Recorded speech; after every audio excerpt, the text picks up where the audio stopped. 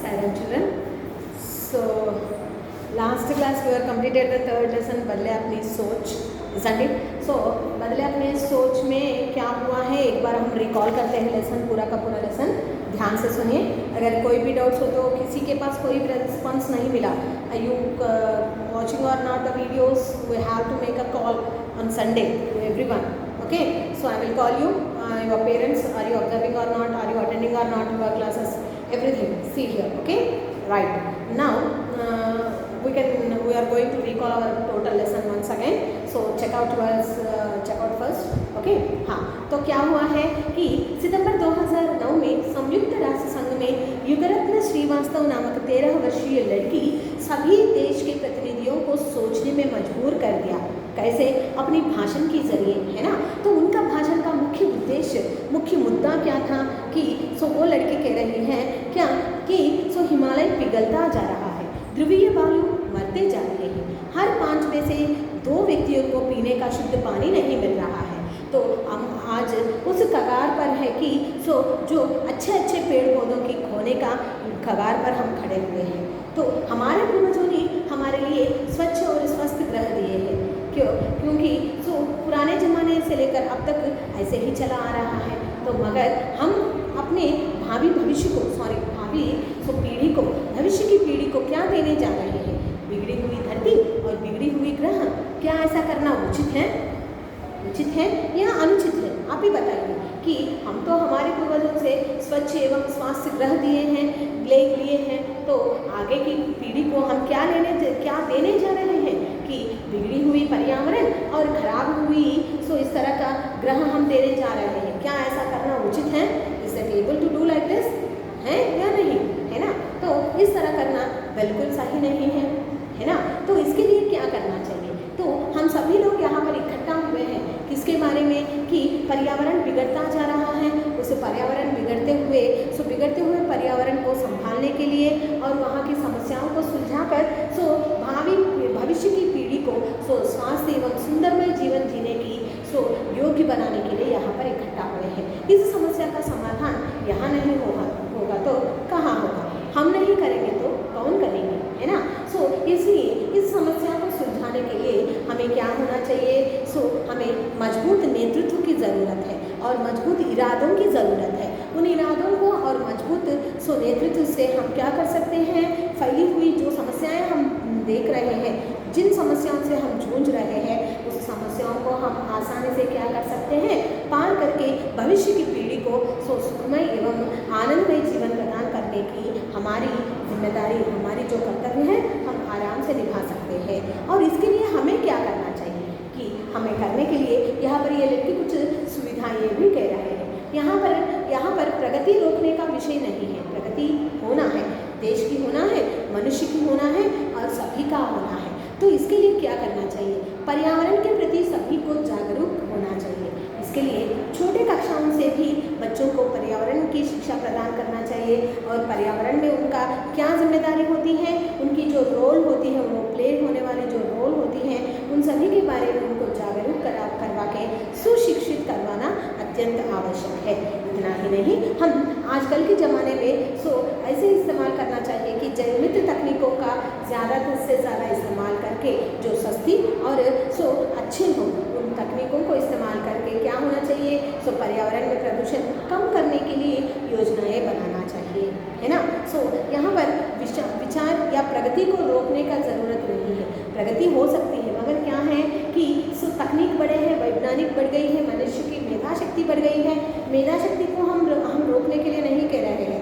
जहाँ पर बुराई है वहाँ पर अच्छाई होती है, जहाँ पर अच्छाई होती है वहाँ पर बुराई भी होती है। दोनों को साथ में लेकर चलने से क्या होती है? मनुष्य अपना जीवन सुचारू रूप से जीवन जी सकता है ना। इतना ही नहीं, यहाँ पर क्या हो रहा है?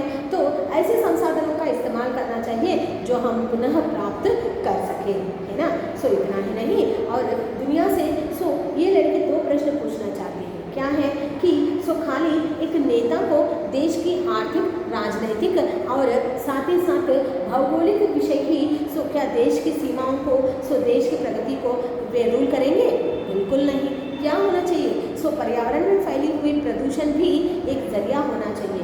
देश की उन्नति और प्रगति में ये भी क्या कर लेते हैं, अपना योगदान देते हैं। इसके बारे में सोचना अत्यंत आवश्यक है ना। सो हम हाईटेक सिटी बनाने से, करोड़ों रुपए बैंक में जमा करने से देश की प्रगति या देश की उन्नति हम नहीं कर सकते। भावी पीढ़ी को हम सुखमय जीवन प्रदान नहीं कर सकते। इसके लिए क्या होना चाहिए, प्रदूषित रहित स्वच्छ एवं सुंदर अच्छा सा ग्रह भावी पीढ़ी को देना ही उचित रहती है ना।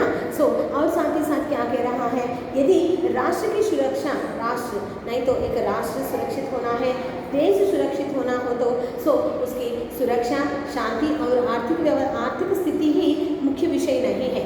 वहाँ के लोगों का जीवन विधान, जीने की जो जीवन विधान है वो भी इसमें लेना अत्यंत आवश्यक है ना। और इसमें इतना ही नहीं, और ये क्या कहती हैं, इसके लिए पर्यावरण में बदलाव लाना ज़रूरी है। पर्यावरण में बदलाव लाने के लिए क्या होना चाहिए, मनुष्य की सोच में बदलाव आना चाहिए। ये सभी कब मुख्य है, कब होते हैं ये सभी, तब मुमकिन है जब मनुष्य की सोच विचार में बदलाव आना अच्छी है। क्या, क्योंकि मैं एग्जाम्पल बताएं आपको, पड़ोसी लोग कूड़ा करकट रोड में फेंकते हैं, तो पड़ोसी लोग फेंकते हैं तो हम क्यों नहीं फेंके, ऐसे कर हम भी क्या कर रहे हैं, रोड में फेंक रहे हैं, है ना। अरे वे ऐसा कर रहे हैं, हमें मालूम है, हमें कूड़ेदान का इस्तेमाल करना चाहिए और लोगों को बताना चाहिए, अरे भैया घर में कूड़ादान रखो, कूड़ादान में डालो। जब भी अगर कूड़ादान कलेक्ट करने के लिए म्यूनसिपालिटी से लोग आएंगे ना, श्रमिक आएंगे, वहाँ के लेबर आएंगे, वो लेके जाएंगे। ऐसे सभी लोगों को क्या करना चाहिए, हम बदलना चाहिए और दूसरों की सोच को भी, हमारी सोच को बदलना है, दूसरों की सोच को भी हम बदल देना अत्यंत आवश्यक है ना। यही विषय यहाँ पर कह रहा है। और कह रहा है कि महात्मा गांधी जी तभी कहे हैं, क्या है कि देश की धरती माँ के पास दुनिया में जितने भी लोग हैं उन सभी की आवश्यकताओं को पूर्ति करने का क्षमता उन्हें है ना, उन्हें है। तो इसके लिए लालच की कोई ज़रूरत नहीं। अरे ये हमारे हैं, संभाल कर रखना चाहिए, क्या दूसरा अगर छीन कर ले जाएंगे। इस तरह की लालच पड़ने की, लालची दिखाने की ज़रूरत नहीं है। देखिए और क्या कह रहा है, देखिए पक्षी आसमान में उड़ती है, मछली पानी में तैरते हैं, चीता तेज से दौड़ती है ना। ये सभी स्वयं अपने जन्म से ही वे प्राप्त गुण हैं। तो इसी के द्वारा भगवान की कृपा से मनुष्य को सोचने की बुद्धि भगवान प्रदान किए हैं। ये मनुष्य का देन है, वरदान है, गिफ्ट है। इसे इस्तेमाल करके हमारे देश की और हमारे समाज की और हमारे पर्यावरण की सोच में बदलाव लाए और देश की उन्नति में हम सब भी भाग ले सकें। तो इस तरह कह रहे हैं योगरत्न श्रीवास्तव, क्या कह रहे हैं, धरती को और आगे आने वाली पीढ़ी को बचाकर सुरक्षित एवं शांतिमय जीवन बिताने की विधान यहाँ पर कह रही है, समस्या का समाधान कह रही है योगरत्न श्रीवास्तव। कहाँ पर, यूएनओ में, यूनाइटेड नेशन ऑफ ऑर्गेनाइजेशन में, संयुक्त राष्ट्र संघ में इन्होंने अपने भाषण में इस तरह के मुद्दे लिए हैं और उनका सोल्यूशन भी वहाँ पर दिया गया है ना। तो ये है पार्ट, पार्ट का सारांश हम पूरा का पूरा रिकॉल किए हैं। और नेक्स्ट हम चले जाते हैं कि क्या है, नेक्स्ट है क्वेश्चंस सी। ओके, क्या है, अर्थग्राह्यता प्रतिक्रिया।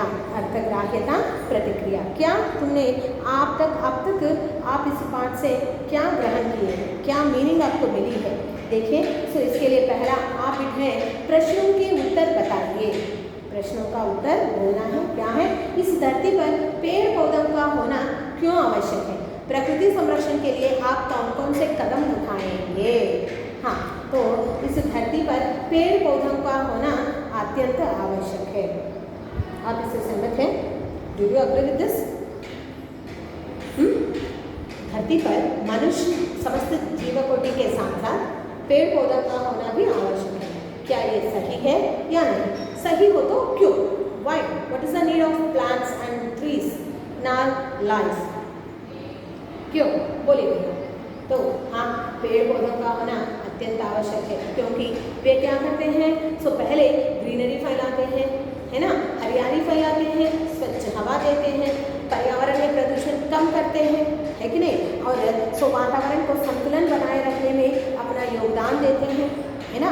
और इतना ही नहीं, प्रकृति संरक्षण के लिए आप कौन कौन से कदम उठाएंगे। Which steps you take towards to protect our nature. क्या करना चाहिए, पहले पेड़ पौधे ना काटें, हो सके जितना हो सके उतना पेड़ पौधे लगाएं, है ना। तो कूड़ा कचरा यहाँ वहाँ ना फेंके, कूड़ेदान का इस्तेमाल करें। शौच के लिए शौचालयों का इस्तेमाल करें, बाहर खुले जगह पर ना जाए। नरेंद्र मोदी ने स्वच्छ भारत अभियान में यही कहा है ना। सो और खान पान के विषय में भी, है ना। सो कैसे होना चाहिए, संतुलन खाना चाहिए, बाहर के जंक फूड नहीं खाना चाहिए, है ना। संतुलित और पौष्टिक भोजन लेना अत्यंत आवश्यक है। उतना ही नहीं, सो प्रकृति की संरक्षण के लिए और कौन कौन सी चीज़ कर सकते हैं, धुएंदार ज़्यादा धुआं फैलाने वाले वाहनों का इस्तेमाल कम करें, है ना। जितना हो सके उतना सो पेड़ पौधे लगाएं और प्रकृति में स्वच्छता फैलाएं और सो प्रकृति में प्रदूषण कम करने की सो आलोचना करना चाहिए, है ना। सो और क्या है, देखो कूड़ा कचरा नदी या नालों में ना बहाएं, है ना। धुएंदार कल कारखानों से निकले हुए सो विषैली धुएं होते हैं वो सो हवा में ना फैलाने जैसा सो इसका भी प्रबंध करना अत्यंत आवश्यक है। ओके, सो और साथ साथ क्या है, सेकंड क्वेश्चन, युगरत्न के सवालों के बारे में अपने विचार बताइए। तो यहाँ पर युगरत्न श्रीवास्तव बहुत सारे सो सवाल किए हैं, तो आप इन सवालों से सो अपना विचार व्यक्त करना है।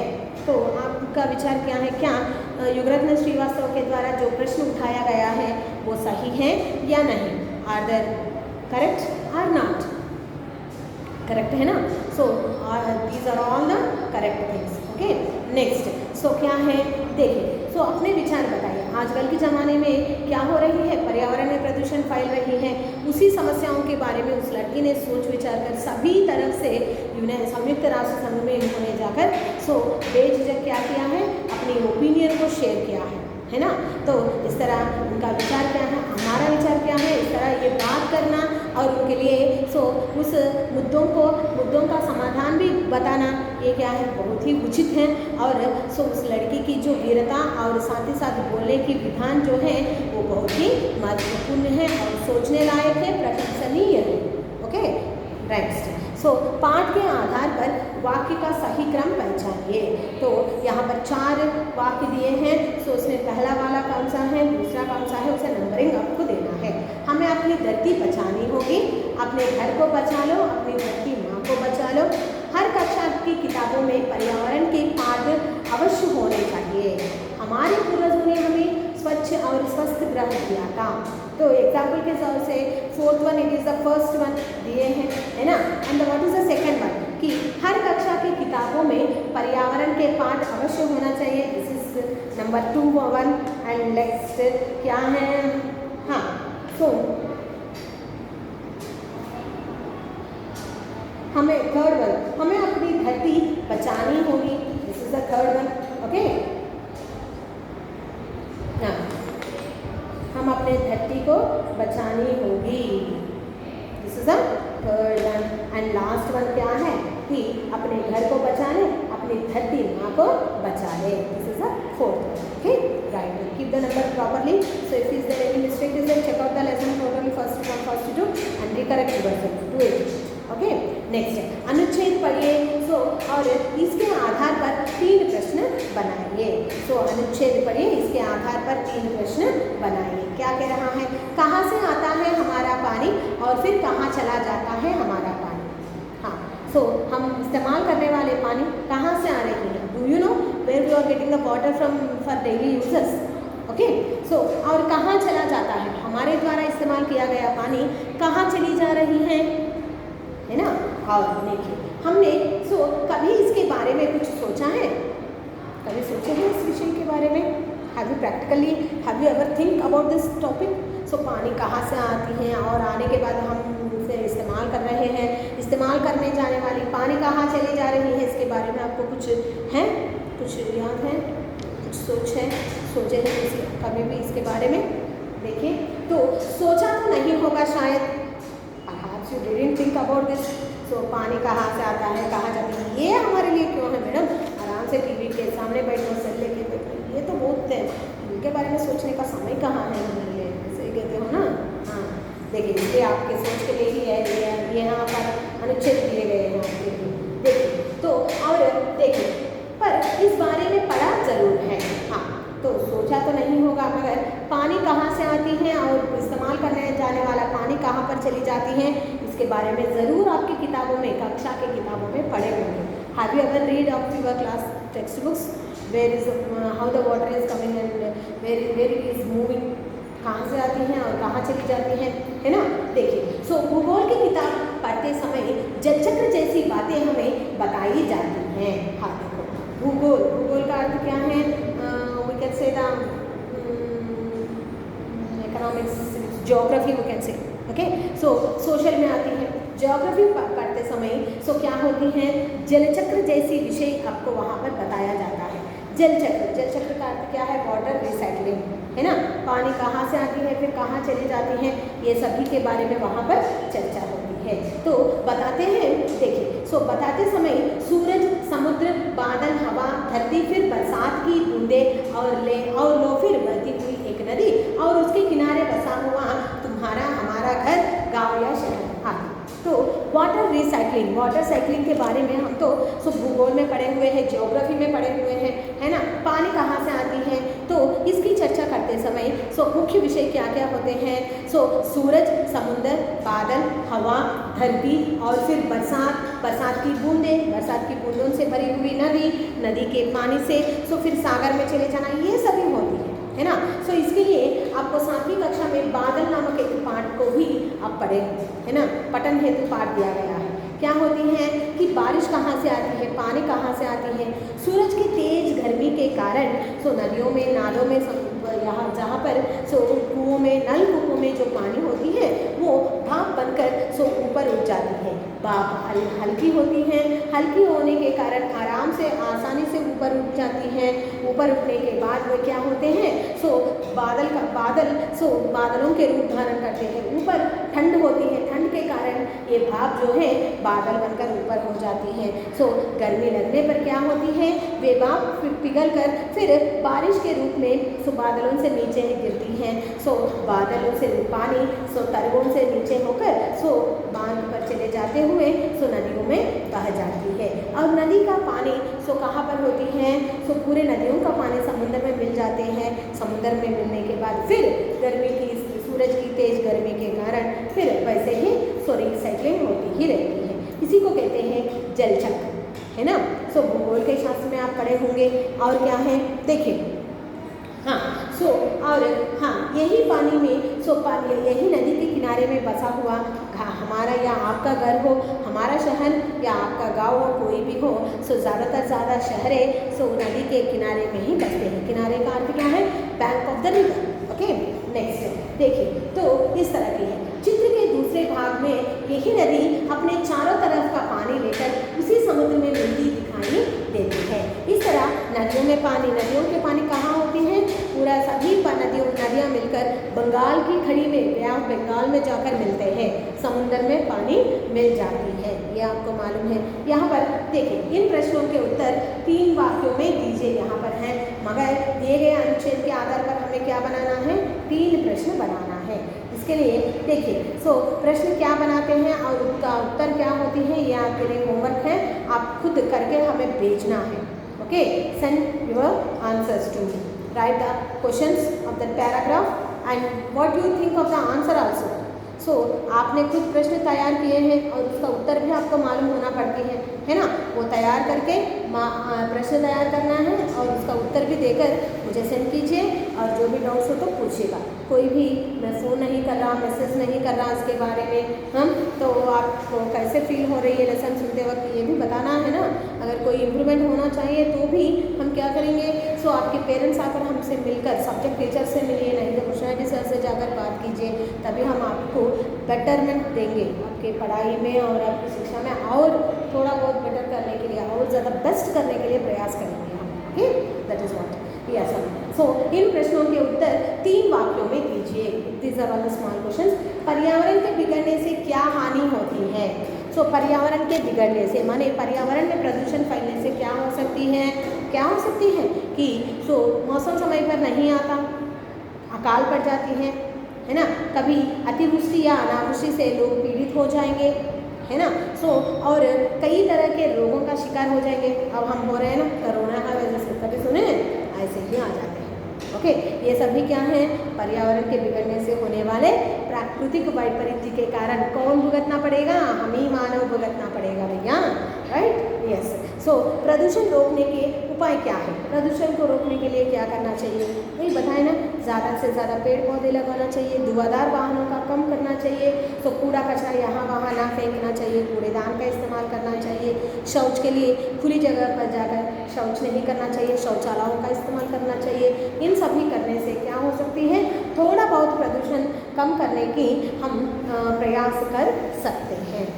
Okay, so this were are the questions. Up to that it is over enough for you. अंतर्ग्राह्यता प्रतिक्रिया, तो जो बाकी की अभिव्यक्ति सृजनात्मकता के जो प्रश्न है उसके बारे में नेक्स्ट क्लास में हम डिस्कस करेंगे। Okay children, Sai Ram.